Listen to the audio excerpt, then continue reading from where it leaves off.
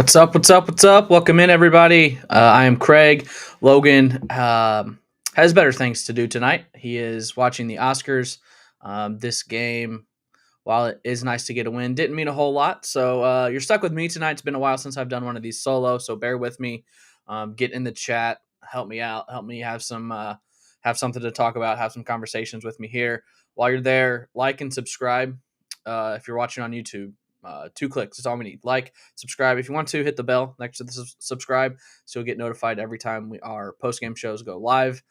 We should be fine through the Big Ten tournament. Once it gets into the NCAA tournament, if Illinois gets put in a location that plays during the day, we're just not going to be able to do post-game shows. So we'll see what happens. But that's for a couple of weeks right now. Illinois wins 73-61 in Iowa City. It's exactly what you needed. This game is exactly what you needed to end the season. Iowa City is a tough place to play, always has been. But Illinois played pretty well. One of their better defensive performances of the season. 61 points from Iowa is the fewest they've scored in a game this season, and to do it in Iowa City, that's pretty impressive. They held Iowa to 35% from the field. So we'll get into some of the numbers here in a little bit, but it got dicey there for a second. Illinois got out to a 30-9 lead in that first half, and I think most people thought it was going to be an easy win and cruise to the victory. I was comfortable. I wouldn't say that I had written the W in.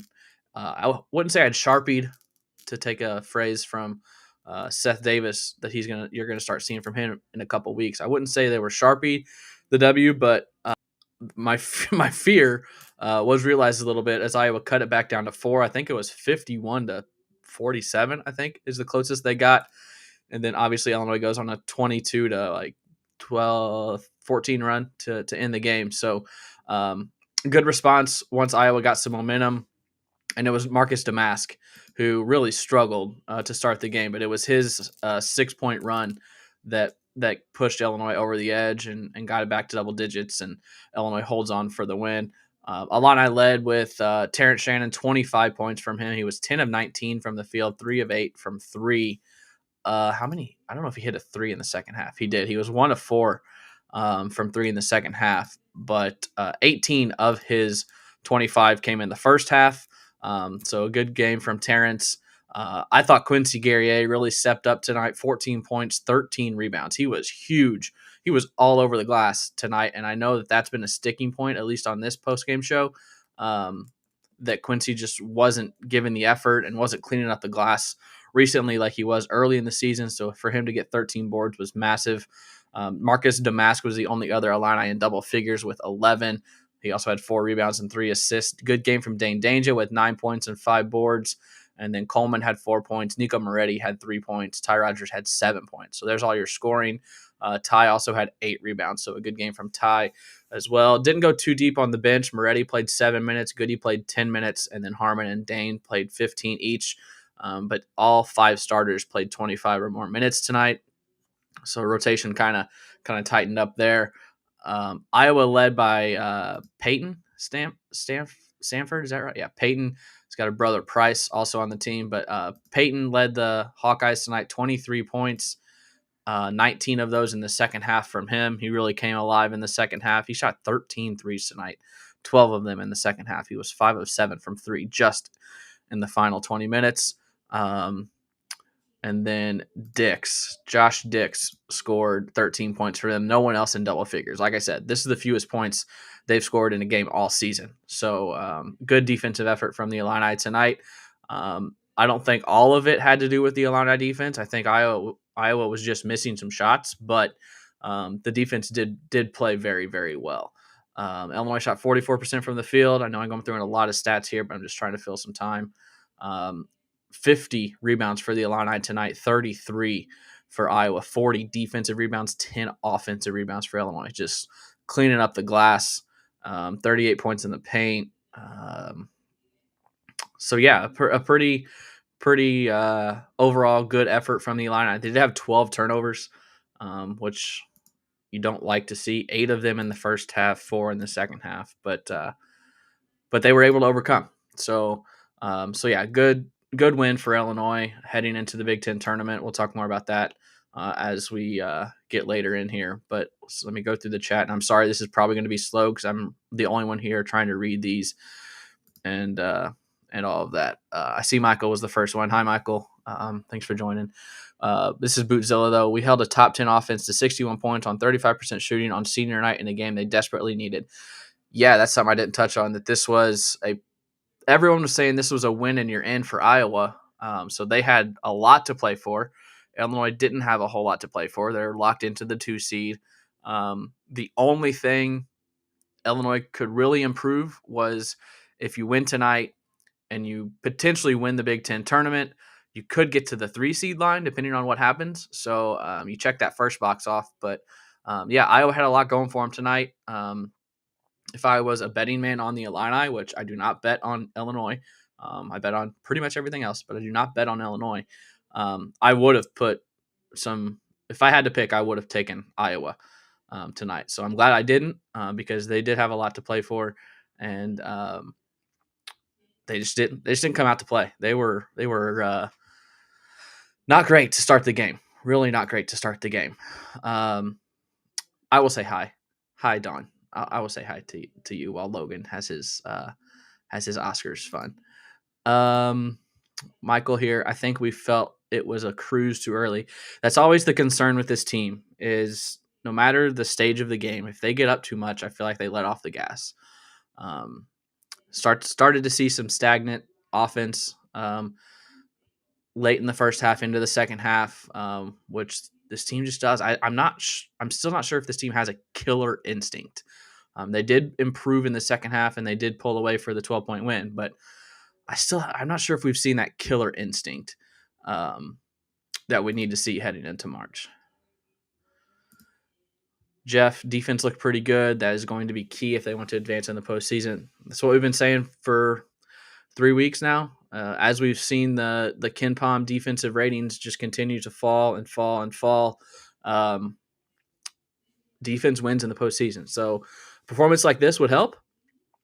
It's a step in the right direction. But we'll see how Minneapolis goes. But yeah, you need to continue to see the defense improved here.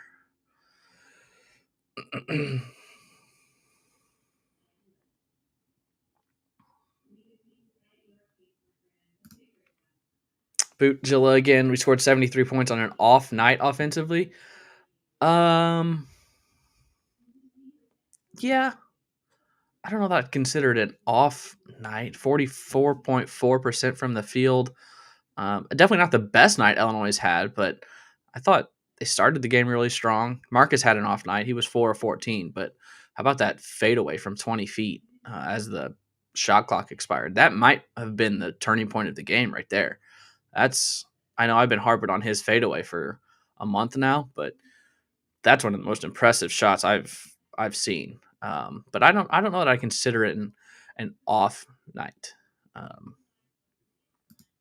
Fox the River felt like they were trying to slow the pace of play intentionally, and it hurt bench productivity in favor of more ISO ball. Yeah, the bench struggled a little bit tonight, other than Dane. Obviously, Dane played very well.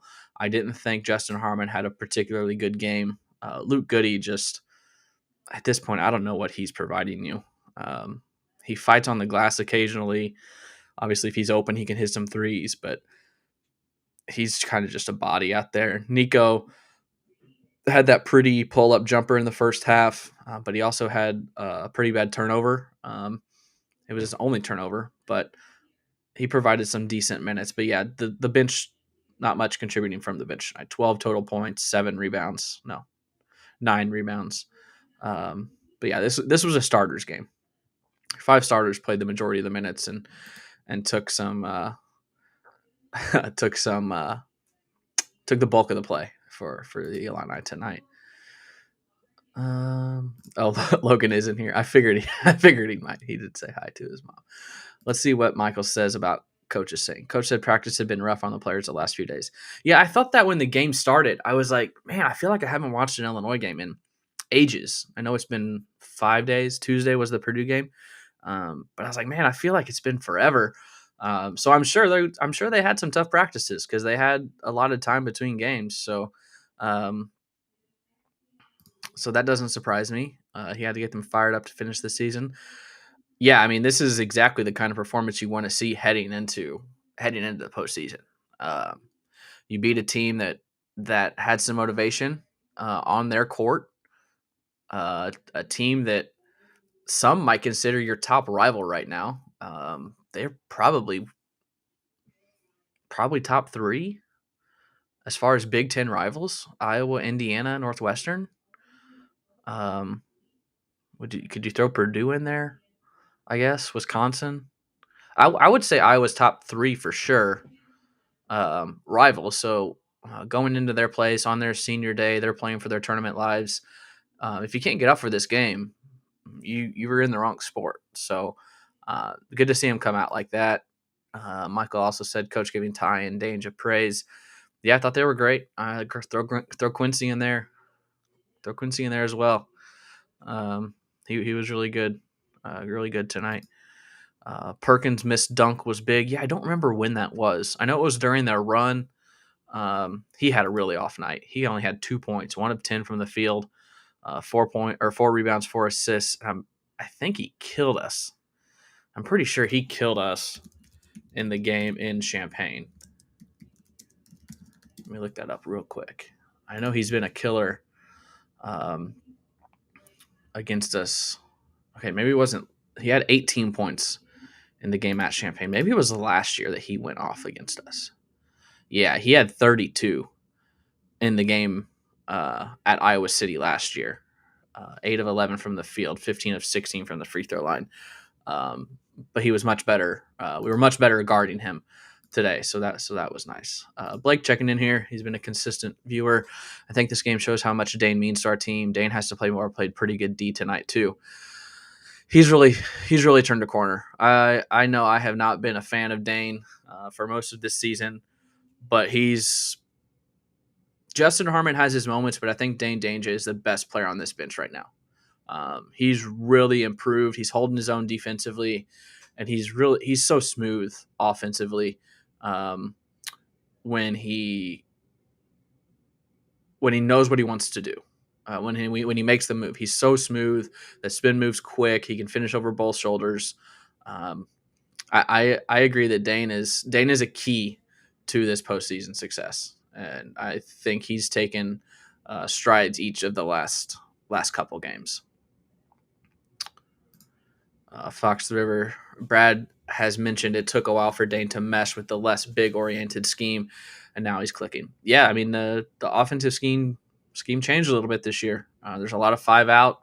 The way people are guarding Illinois, that Brad spreads the floor a little bit. So if the matchup's not right, Dane's going to struggle. If the scheme's not right, Dane's going to struggle. But I think he's really adapted well.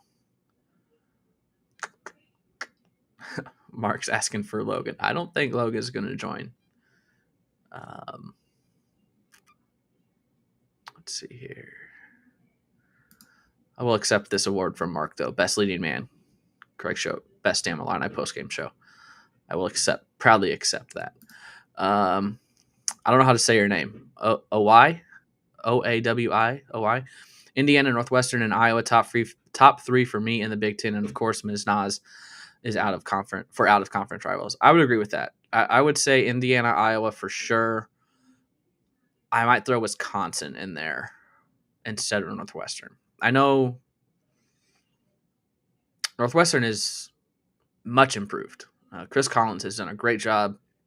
They're back-to-back NCAA tournaments for them once in a week when they get put in the bracket. But sometimes I feel like the Northwestern rivalry is a little forced just because it's in state. It's always, I mean, we always want to beat them, but I think Iowa, Indiana, and Wisconsin would probably be my top 3. And then, of course, out of conference is Mizzou, who went 0-18 in the SEC, which you just hate to see that. You just hate to see it.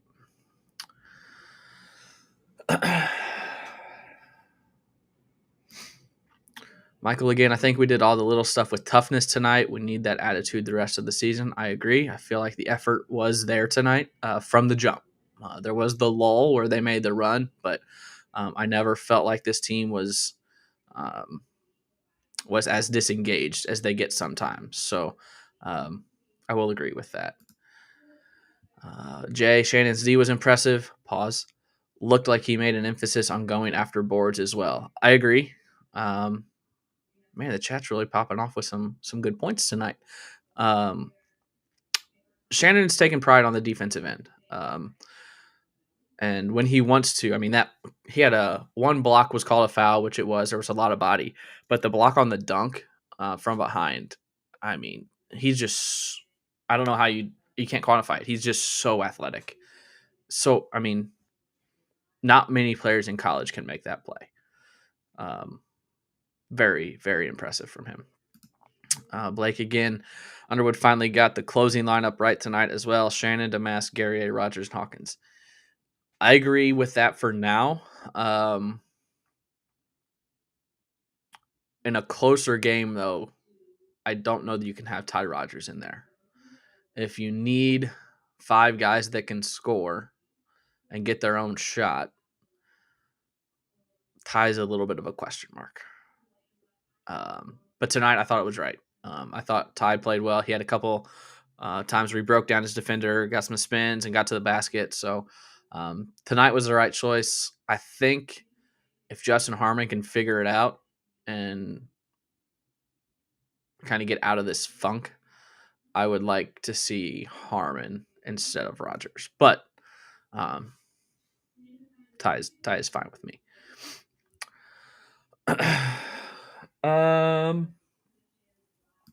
Jeff in here asking a question. If you got questions, throw them my way. See what we can do. Jeff asked, who would you like to see us play Friday, Iowa or Minnesota? Minnesota, 1,000%. I don't want to see this Iowa team again. Yeah. No ifs, ands, or buts. It's Minnesota. But Minnesota, I think it could be Ohio State too. I don't think Minnesota is locked in to the 10 seed yet. Let me check a score real quick. Because there's one other game still being played. It was Maryland. Okay, Penn State beat Maryland. Okay, so the tournament is locked in then. Yeah, Penn State beat Maryland. So we should have a bracket now. Let me pull up my site here. We should have our completed bracket. Indiana won, Illinois won, Nebraska won, Penn State won. Yeah, we got a bracket now. So Illinois will face the winner of Ohio State and Iowa. Obviously, Illinois beat both of those teams. Did we play Ohio State twice? I don't think we played Ohio State twice. But beat Iowa twice. So it'll be Iowa or Ohio State. Of those two, I'd still rather take Ohio State. I just don't want to play this Iowa team again. I don't. It's as simple as that. Mark here, win the Big Ten tournament, but don't make the second weekend or lose first round. But Sweet 16 all day. I would take a loss to Ohio State even on Friday if you make the Sweet 16.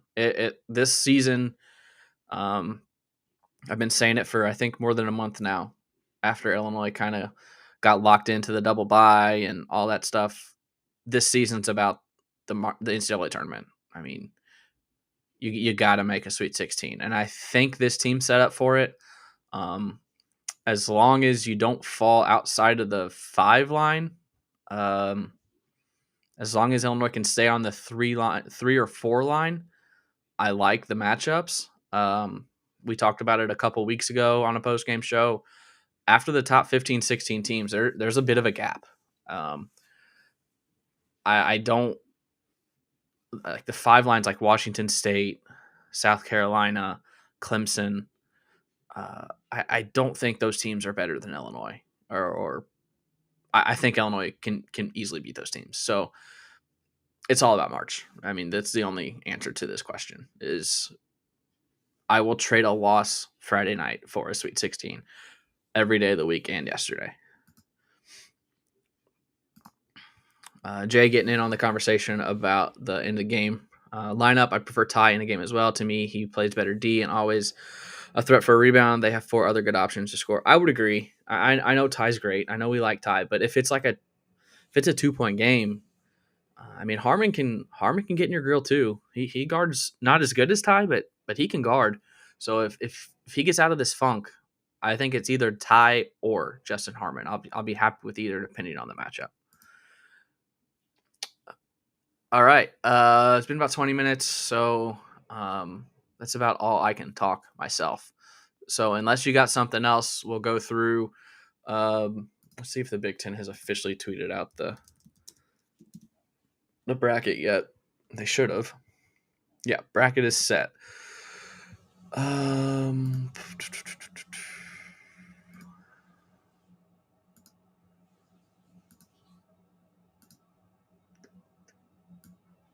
Let's see if I can do this.